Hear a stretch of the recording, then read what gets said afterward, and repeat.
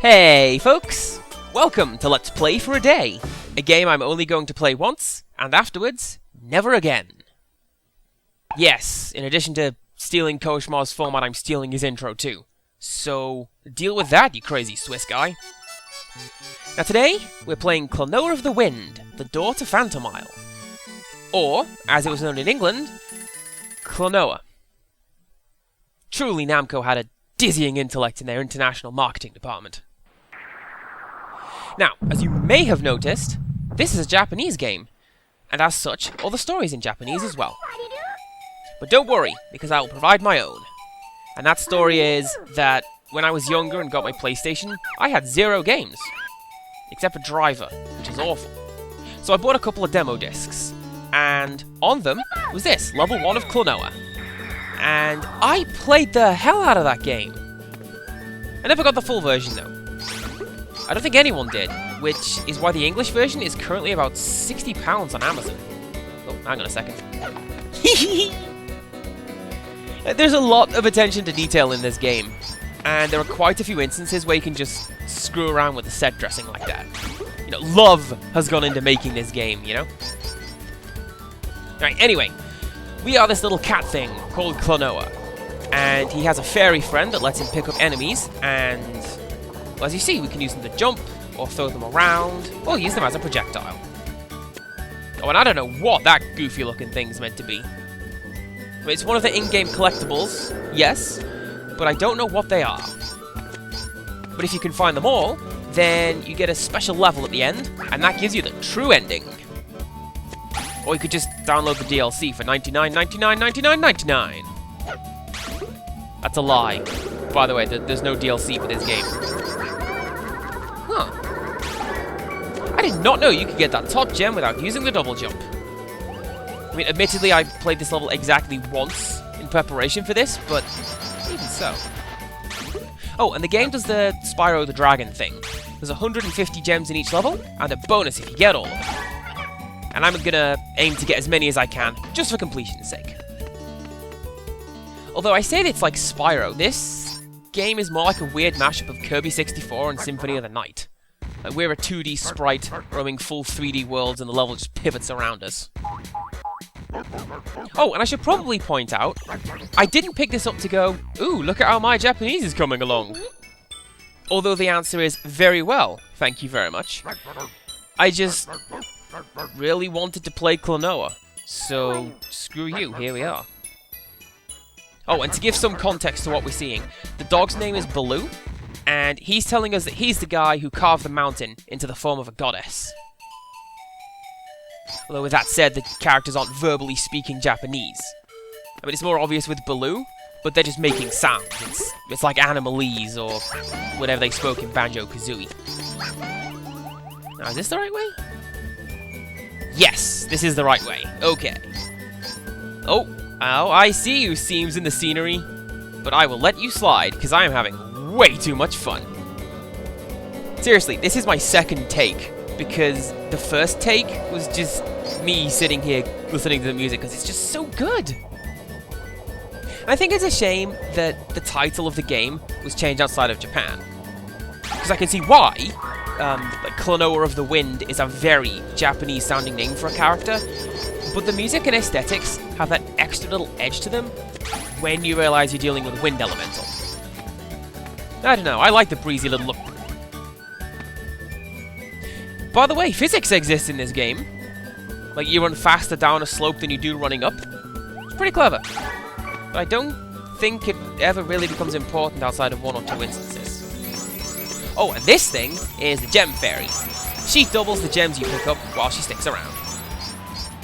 It's kind of a shame they gave us such an obnoxious overlay, but what can you do? And it's a shame I stopped to collect the guy from the bubble, because it cost me the last 4 gems in the stage. I could have done a perfect run, but it's fine. And we'll let you live. No need to throw you around. Alrighty. So, after each stage in the game,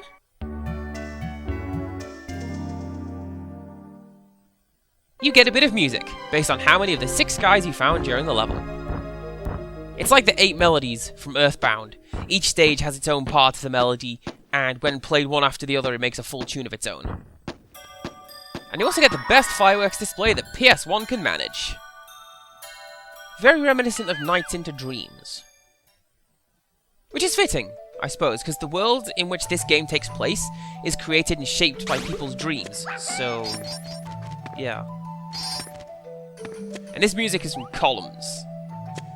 It sounds like it anyway. I love that game. Alright, now this is kind of a puzzle. Demonstrates one of my favourite parts of this game. It's easy to pick up, but hard to master. You have to work out the double jump mechanics and the timing in order to collect every gem in that collection and get all the ones on the stage. I also liked that there was a little enemy flying around inside the wind shaft. It's like they're having as much fun as I am, you know? I'm surprised to say that I'm having as much fun as I am when I play this.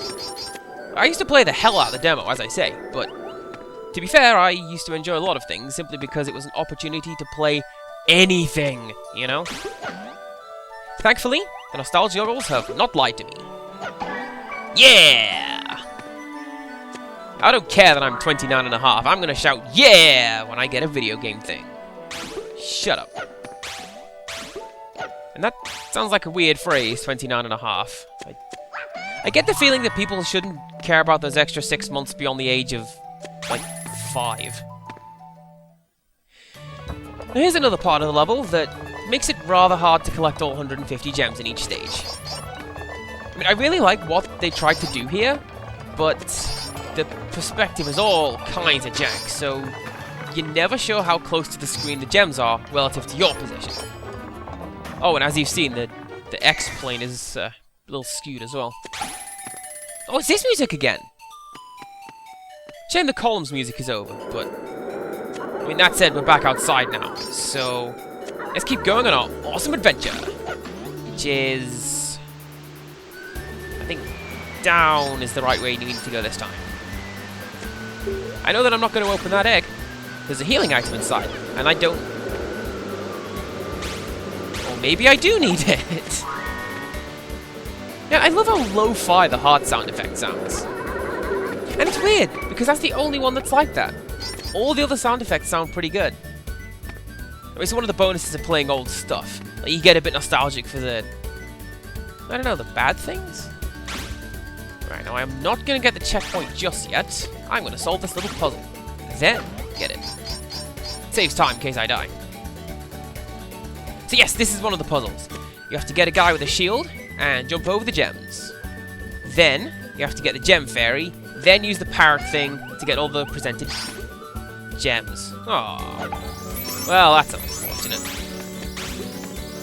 Also, I say parrot things. The game identifies all the monsters as moo. Just different species of the same genus, I guess. Anyways, now I'm gonna get the checkpoint because I didn't do as well as I had hoped, but it's still gonna be a hassle to have to do all that again, yes? Now, something I like about Klonoa is it's very hard for you to get lost. Like, all the paths are circuitous, so the worst thing you'll do is wander in a circle before getting plonked back on the main path. And then... bother. So as I was saying... Wait, did the game save my progress? I thought I found 5 of the musician guys, not 4. Give me a moment, guys. Alright. Okay, everything is as it should be. So yeah, this game makes it very hard to get lost and wander off. I know that a lot of magazines slated it for that when it came out, but... come on, it's a 2D platformer. You go from A to B without pointless diversion. Now, let's not be hasty, Andy. Let's wait our turn, not let that guy shove you off. It's cool.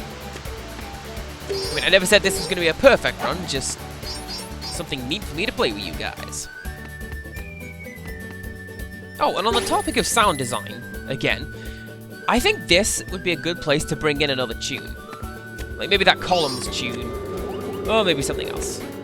I mean, the bright and breezy music is great for outside, but now that we're inside, I'd like to hear something a little more ambient or spacey.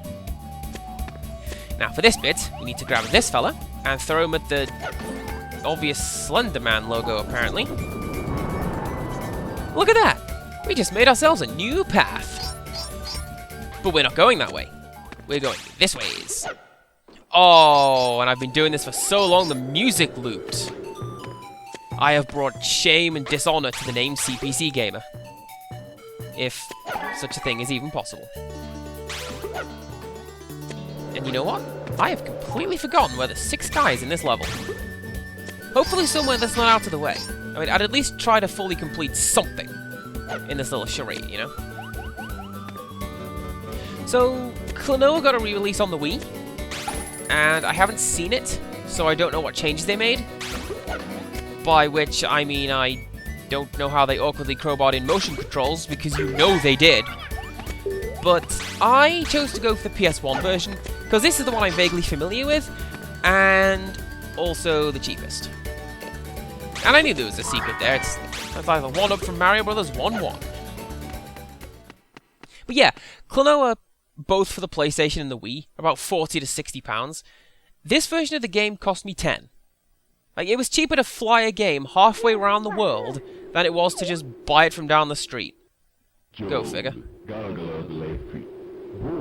And I miss when games used to do this. Like, we want fully voice-acted cutscenes, but we don't have enough space on the disc. So, let's just mumble something and that'll do.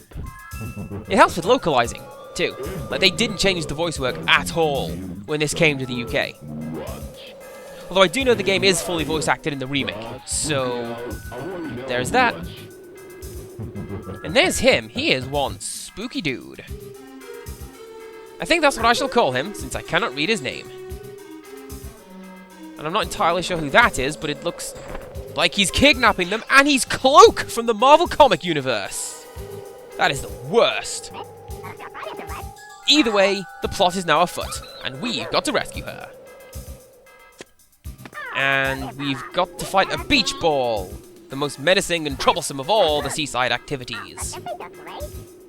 Now in England he's called Joker, which is a pretty fitting name. I mean, I'd call him Chester, but with that said, I like to give my characters gag names or names that follow a theme.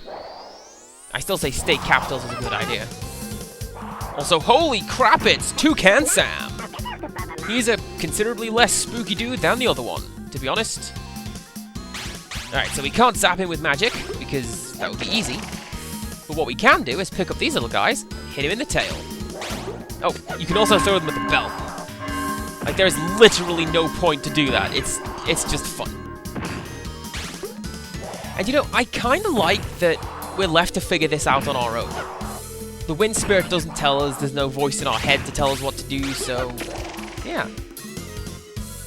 Oh, and you can also see a spaceship crash into the side of the hill just there. That is the ship that Spooky Dude arrived in.